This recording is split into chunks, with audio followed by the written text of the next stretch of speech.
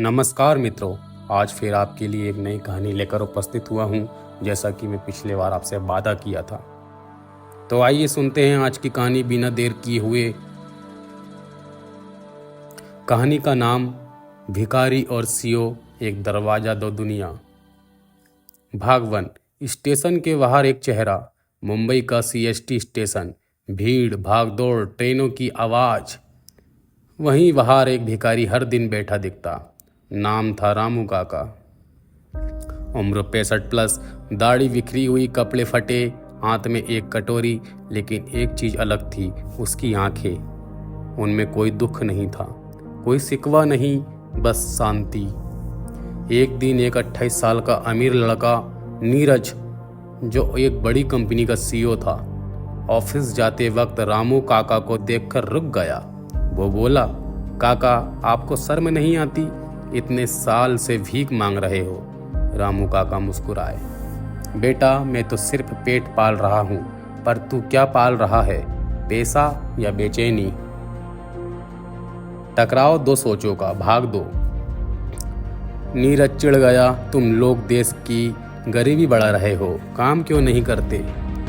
रामू काका ने धीरे से जवाब दिया, तू काम करता है बेटा, पर तू थक क्यों जाता है? हर शाम तेरे पास सब कुछ है, पर नींद नहीं है। मेरे पास कुछ नहीं, पर सुकून है। क्या तूने कभी सोचा क्यों? नीरज पहली बार चुप हो गया। भाग 3। अगली मुलाकात। अगले दिन नीरज फिर रुका। इस बार उसने पूछा, आप हर रोज क्या सोचते हो? रामू काका बोले, बस एक बात, कि ये दिन भी बीत जाएगा। अगर अच्छा है तो शुक्रिया, अगर बुरा है तो सबक है। मैं भी किसी ज़माने में प्रोफेसर था, लेकिन मेरी बीवी और बेटी एक एक्सीडेंट में चली गई। फिर कोई मकसद नहीं बचा।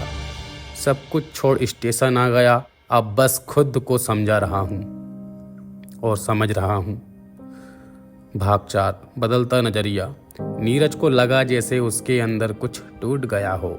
उसने पहली बार सोचा, मैंने तो सिर्फ दौड़ना सीखा है, ठहरना कभी सीखा ही नहीं। मैं सब कुछ प्लान करता हूँ, लेकिन ज़िंदगी को कभी सुना नहीं। वो अब हर सुबह रामू काका से मिलता, कुछ ना कुछ पूछता है, और बस बैठता, सुनता, और धीरे धीरे उसे खुद की आवाज़ सुनाई देने लगी। एक दिन। भाग 5। आखिरी दिन। एक दिन नीरज आया, लेकिन रामू काका वहाँ नहीं थे। स्टेशन के एक चाय वाले ने कहा, काका कल रात सोते हुए चले गए।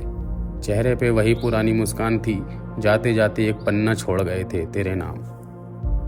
उस पन्ने पर लिखा था, नीरज बेटा, तू सीईओ नहीं, तू आत्मा है। पैसे का मकसद तुझे खुद से दूर ना करे। कभी किसी को छोटा मत समझना, क्योंकि कभी कभी भगवान भी फटे कपड़े पहनकर तुझे तेरा आईना दिखा जाते हैं। जिंदगी की सबसे बड़ी गरीबी खुद को न जान पाना है, और सबसे बड़ी अमीरी वो आंखें हैं जो भीतर देख सके। यहाँ कहानी यहीं तक थी मित्रों।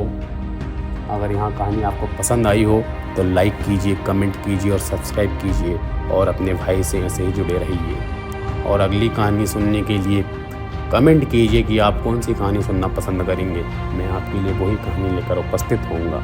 और यहाँ पे आध्यात्मिक, स्पिरिचुअल और हॉरर और ऐसी कई अन्य कहानियाँ जो सच्ची घटना पर आधारित होती है, उनको भी सुनाऊंगा। धन्यवाद मित्रों।